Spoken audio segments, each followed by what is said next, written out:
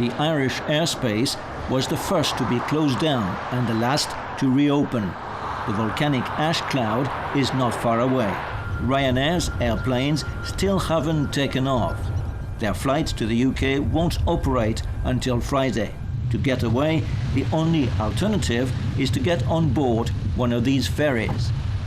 Without Eurotunnel, if it wasn't for the ferries, Ireland would be the only country in Europe cut off from the continent. But with thousands still stranded here, competition for tickets is fierce.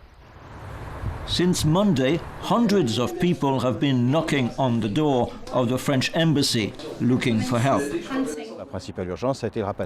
Our first priority was to repatriate people back to France. We've checked with ferry companies to see if they could add extra services. One company did come up with a good deal, and so in the past few days, we've been able to get 150 to 200 people home.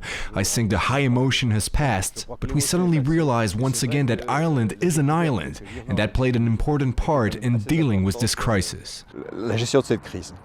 Of course, everything depended on the aeroplanes coming back on stream, and we are now saying to the airlines that you have a responsibility to the passengers and that you must step up to the plate, and you must be supportive and cooperative of the passengers who are your customers and who have entered into a contract and a relationship with you. And I think it's very, very important that the airlines do that now over the coming days.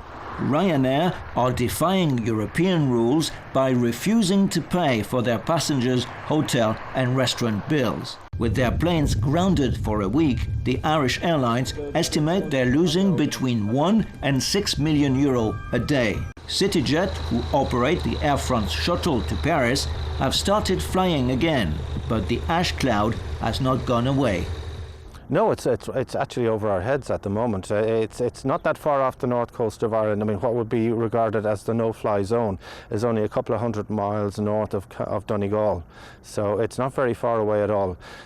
Fortunately, over the next 10 days, the Met forecast is saying that the cloud is going to be blown further away. But then overnight or within a 24-hour period, that can change entirely. The Irish skies may be clear for takeoff, but it will be several days before every stranded passenger makes it home.